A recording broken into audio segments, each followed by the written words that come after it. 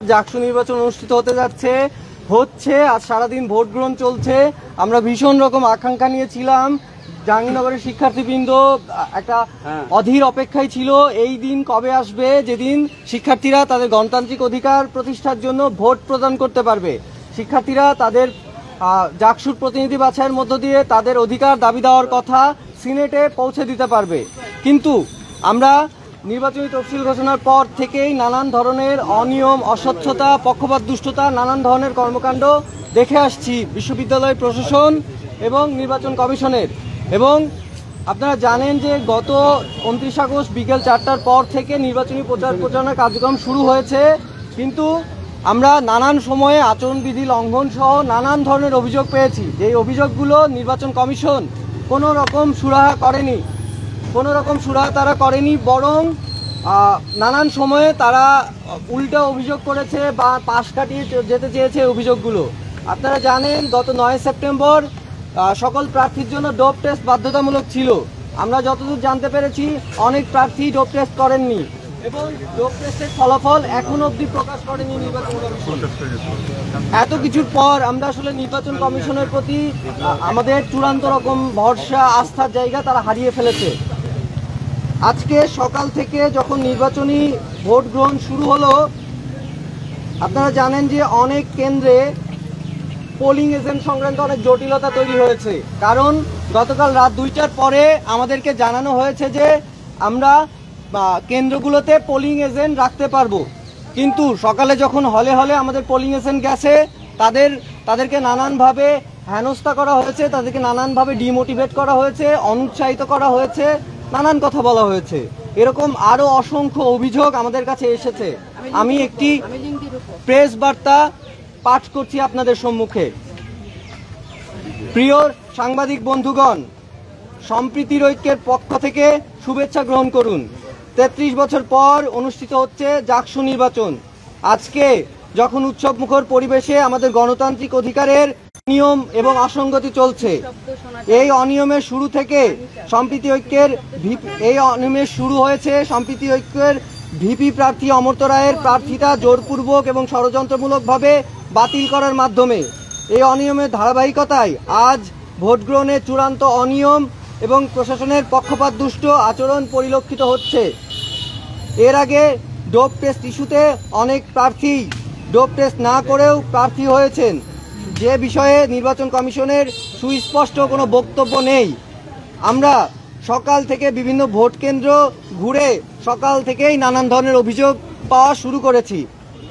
গতকাল মধ্যরাতে হুট করে পোলিং এজেন্ট নিয়োগের অনুমতি দিলেও প্রশাসন এবং নির্বাচন কমিশন সকাল থেকে বিভিন্ন কেন্দ্রে, যেমন 10 নং ছাত্র হল, রোকেয়া হল, কাজী নজরুল ইসলাম হল সহ বিভিন্ন হলে সম্প্রীতির ঐক্য প্যানেল মনোনীত পোলিং এজেন্টদের দীর্ঘ সময় ঢুকতে দেওয়া হয়নি।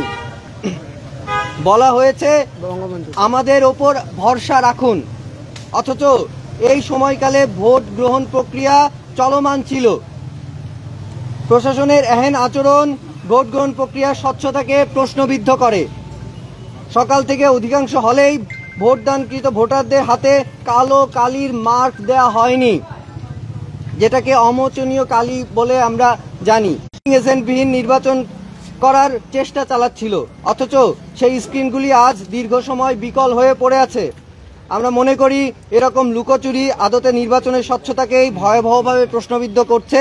প্রায় প্রতিটি হলেই ছাত্র শিবির ও ছাত্রী সংস্থার কর্মীরা নিজ প্রার্থীদের নাম সম্বলিত চিরকুট বিলি করেছেন, যার তাৎক্ষণিক প্রতিবাদ করেছেন বিভিন্ন প্যানেলের প্রার্থীরা। ইতোমধ্যেই জাহানারা ইমাম হলে এক শিক্ষার্থীকে মারধরেরও অভিযোগ উঠেছে। একই সঙ্গে কাজী নজরুল হলে কার্যনির্বাহী সদস্য পদে সব প্রার্থীর নাম না থাকায় সেখানে প্রথমে বাকি প্রার্থীদের নাম ছাড়াই নির্বাচন চলতে থাকে এবং পরবর্তীতে হাতে লিখে প্রার্থীদের নাম ব্যালট পেপারে যোগ করা হয়েছে। এ সকল অনিয়মে আমরা মনে করছি এই নির্বাচন যথাযথ প্রক্রিয়া মেনে হচ্ছে না।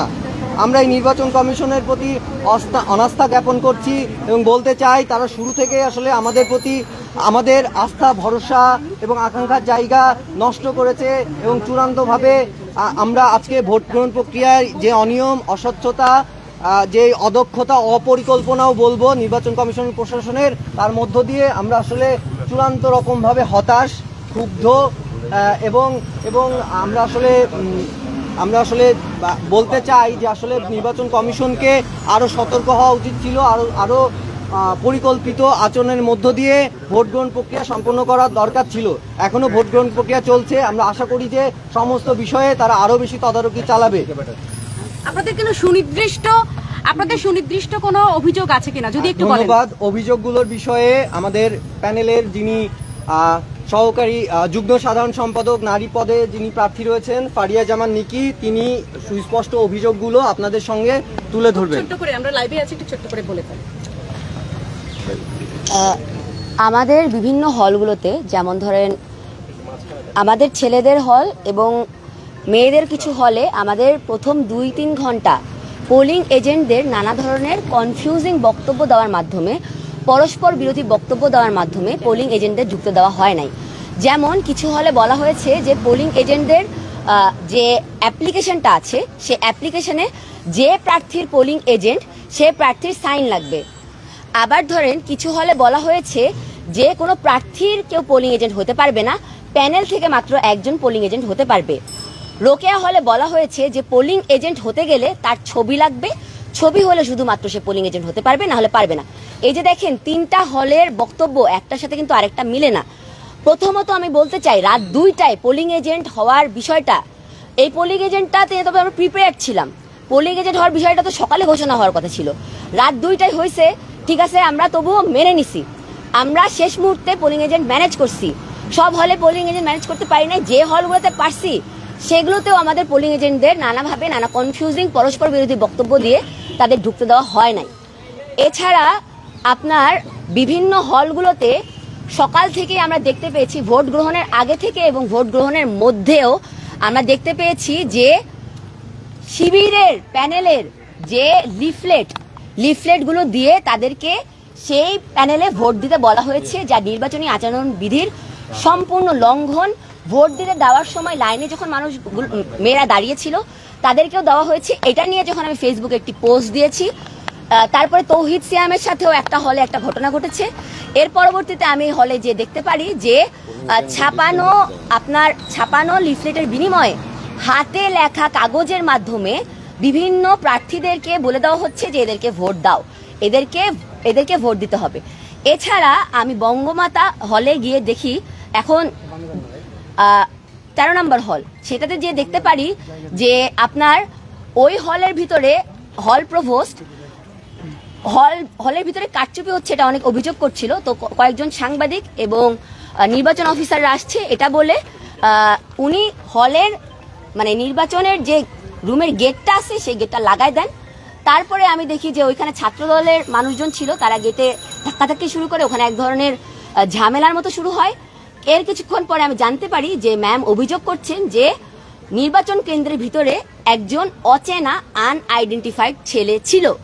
এখানে আমি সুস্পষ্ট অভিযোগ জানাতে চাই যে ম্যাম তো দরজার সামনে দাঁড়ানো ছিল, আমি একটা লাইভ করছি সেটা তো দেখা যায়, দরজার সামনে উনি দাঁড়ানো ছিল। এরপরেও ওনার ভোট কেন্দ্রের ভিতরে কিভাবে একটা ছেলে ঢুকে যায় এবং সেই ছেলেটা ঢুকে ওখানে কি করছিল। এছাড়াও আমরা বিভিন্ন জায়গায় বিভিন্ন হল থেকে খবর পেয়েছি যে বিভিন্ন শিক্ষকরা, বিভিন্ন প্রার্থীরা লাইনে দাঁড়ানো মেয়েদেরকে ভয়ভীতি দেখাচ্ছেন, ম্যানিপুলেট করছেন, প্রেশারাইজ করছেন তাদের পছন্দের প্রার্থীদের ভোট দিতে।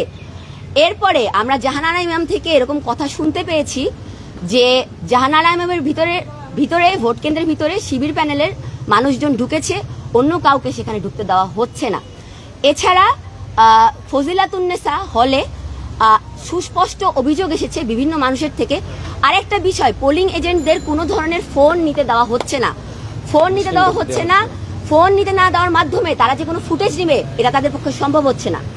তো এখানে আমি শুনেছি যে আয়েশা সিদ্দিকা মেঘলা ভোট কেন্দ্রের ভিতরে ঢুকে বসেছিল, ভোট কেন্দ্রের আশেপাশে ছিল ভোট গ্রহণ শুরু প্রক্রিয়ার আগে থেকে। এটা 3-4 জন মানুষ আমার কমেন্টেও লিখেছেন এবং মেসেজও দিয়েছেন। এছাড়া যে মেয়েটার কথা বললাম যে আরেকটা পোলিং এজেন্টকে হয়রানি করা হয়েছে ছবির মাধ্যমে, সে মেয়েটা 11:40-এ একটা ছবি তুলায় এরপরে ভোট কেন্দ্রে গেছে। এরপরে যখন পোলিং এজেন্টের কাজ শেষ, তার প্রার্থিতা বা তার ভোট কেন্দ্র অন্য আরেকটা হলে সে ভোট দিতে যাবে, তখন তাকে সে ভোটার লিস্ট চেক করে দেখে সে বৈধ শিক্ষা হয়েছে। সে হলের মেয়েরা, আমার লাইভে এটা আছে, আপনারা চাইলে এটা চেক করতে পারেন, মেয়েরা আমাকে অভিযোগ জানাইছে যে তারা হলের বৈধ শিক্ষার্থী, তারা হলের আবাসিক শিক্ষার্থী, কিন্তু তারা যখন ভোট দিতে গেছে তাদেরকে বলা হয়েছে হল আইডি কার্ড ছাড়া তারা হলের ভিতরে প্রবেশ করতে পারবে না। এরপরে তারা অনেক ঝামেলা করে, অনেক ঝগড়া করে তারপরে ভিতরে ঢুকে ভোট দিতে পারছে। কিন্তু এই প্রক্রিয়ায় হলের আর কয়টা বৈধ শিক্ষার্থী ভোট দিতে পারেন নাই বা বাধাগ্রস্ত হয়েছেন এটা আমরা জানি না। তো এই সার্বিক পরিস্থিতিতে আমাদের এই সম্পূর্ণ নির্বাচনের উপরে পরিপূর্ণ অনাস্থা এবং অবিশ্বাস জেগেছে। আমরা কোনো ধরনের, আমার ফোনে নেটওয়ার্ক পাচ্ছি না, আমি কোনো লাইভে যেতে পারছি না, আমি কোনো ভিডিও করতে পারছি না। তো সব মিলিয়ে আসলে এই নির্বাচন পুরো প্রক্রিয়াটার উপরে চূড়ান্ত অনাস্থা জানানোর আমাদের ভ্যালিড অনেক গ্রাউন্ড আছে, অনেক প্রমাণ আছে এবং আমরা দেখতে পাচ্ছি সেগুলো। আপা, আপনারা কি হচ্ছে ইলেকশন কমিশনের কাছে সরাসরি কোনো অভিযোগ, স্পেসিফিক অভিযোগ জানিয়েছেন কিনা? আরেকটা হচ্ছে এই যে আপনারা এতগুলো গ্রস ভায়োলেশনের কথা বললেন, এরপরে কি আপনারা নির্বাচন বয়কট করবেন কিনা বা এই ধরনের কোনো সিদ্ধান্ত আপনাদের আছে? আচ্ছা দেখেন, এই যে ক্লজ ভায়োলেশন হ্যান্ড যেগুলো হচ্ছে, এই সব কিছুই যখন আমাদের ধরেন যখন আমার প্রার্থীকে তারা পোলিং এজেন্ট হিসেবে কাজ করতে দিচ্ছে না, তখন আমি ফোনটা তো নির্বাচন কমিশনকেই দিছি। তখন নির্বাচন কমিশন আমাকে ভূগোল দিছে ফোনে, তারপর সে বলছে আমি ফোন করে বলে দিচ্ছি। তো এই যে 21টা হলের 21 বার সে ফোন কলে যে বলে দিচ্ছে, এতে করে তো 2 ঘন্টা চলে গেছে। 2 ঘন্টায় কতগুলো ভোট কাস্ট হয়ে গেছে এটা জানার আমার কোনো উপায় নেই। এই যে নজরুল হলে যে আমার পোলিং এজেন্টকে তার সেই হলের প্রভোস্ট বললেন যে আমার উপর আস্থা রাখো, পোলিং এজেন্ট লাগবে না, এটা শুনেই যখন আমরা সেখানে গেছি, তারপর তাকে যে বলছে এটা আপনি কিভাবে বলতে পারেন, সেখানে তিনিও তখন আমাকে বোঝানো শুরু করলেন যে পোলিং এজেন্ট লাগবে না, পোলিং এজেন্ট লাগবে না। যখন এই উত্তপ্ত বাকবিতণ্ডা দেখে 2জন সাংবাদিক এগিয়ে আসলেন, তখন তিনি বললেন যে আচ্ছা আচ্ছা আমি ব্যবস্থা করে দিচ্ছি, কিন্তু যে কয়টা ভোট অলরেডি কাস্ট হয়ে গেছে সেই সংখ্যাটা লিখে আমি সাইন করে তারপর দেবো। নজরুল হলের প্রভোস্টে তো জানার কথা না যে ওই 2 ঘন্টার মধ্যে কতগুলো ভোট কাস্ট হয়ে গেছে। তিনি তো ওইখানকার কোনো অফিসার না, তিনি তো রিটার্নিং অফিসার না। তাহলে তিনি এটা বললেন এবং তিনি বললেন সেটা করে তিনি সাইন করে দেবেন। তাহলে ওই 2 ঘন্টার মধ্যে যতগুলি ভোট কাস্ট হয়ে গেল সেই ভোটের সংখ্যাটা আমি কখনোই জানতে পারবো না। এবং যখন ভোট গণনা হবে তখন এমন কোনো উপায় নাই কোনো হলে জানার যে ঠিক কতগুলি ভোট আসলে কাস্ট হয়েছে এবং কতগুলি ভোট আসলে গণনা হবে। তাইলে আসলে ভোটটা যে সুষ্ঠু হচ্ছে না এটা খুবই প্রমাণিত। একই সঙ্গে বলতে চাই যে শুধুমাত্র এই নজরুল হলে না, বিভিন্ন হলেই ভোট নিয়ে হয়েছে। কেন বন্ধ হয়েছে? সেখানে অনার্সের যে লিস্ট, সেই লিস্টের মধ্যে কারো ছবি নাই এবং ছবি বাদেই শিক্ষকেরা ভেতরে যারা আছেন তারা ভোট নিচ্ছেন এবং হাতে যেই দাগ দেওয়ার কথা সেই দাগ তারা দিচ্ছেন না। তো যে কেউ আসলে যে কারো কার্ড নিয়ে যে যদি ছবি না থাকে তাহলে আসলে মেলাবেন কোন আইডি কার্ডের সাথে? তারা খালি নাম দেখে যদি মেলাইতে চান তাহলে তো যে কেউ আর আইডি কার্ড নিয়ে যে 5 বার চাইলে 5 বার যে ভোট দিয়ে এটা মুছে আবার করতে পারবে। এবং সেখানে এটা যখন বলা হচ্ছে তাহলে একটু পর ইলেকশন নির্বাচন বন্ধ অফ করতেছেন, দরজা আটকায় দিচ্ছেন, ভেতরে কিছুক্ষণ হাউকাউ করতেছেন, আবার বের করতেছেন, আবার ইলেকশন করতেছেন। এবং তারপরে যখন দেখা গেল, আপনারা জানেন যে কার্যকরী সদস্য কিন্তু 6 জনের ইলেক্টেড হওয়ার কথা, 6টি পদ, সেই পদে প্রার্থী আছেন প্রায় হয়তো 20-25 জন, আমি এক্স্যাক্টলি বলতে পারছি না, 26 জন। তাহলে সেই পদে যখন খালি একজনের নাম থাকে এবং সেটা দিয়ে যতগুলি ভোট কাস্ট হয়ে গেল, তাহলে তার সেই যে ভোটাররা তাদের সঙ্গে তো অলরেডি এটা অন্যায় হয়ে গেছে। তাইলে আসলে কি এই নির্বাচন আদৌ কোনো ভ্যালু ক্রিয়েট করে? এই নির্বাচনকে আদৌ কোনো ভ্যালু রাখে? তাহলে এখন কি হবে বলেন? এখন যদি আমি নির্বাচনটা বয়কট করি তাহলে আমার এই সকল ভোটার, আমরা যারা প্রার্থী এবং এই ক্যাম্পাসের সকল শিক্ষার্থী, তাদের উপর আসলে কি বর্তাবে, মানে তারা আসলে কি ফেস করবে? তাহলে আমি তো মনে করি আসলে নির্বাচন বয়কট আমরা করবো কি করবো না এখনই আমরা বলতে পারতেছি না, কিন্তু এই ক্যাম্পাসের সকল প্যানেলের শিক্ষার্থীদের আসলে এটা নিয়ে আলাপ করা উচিত।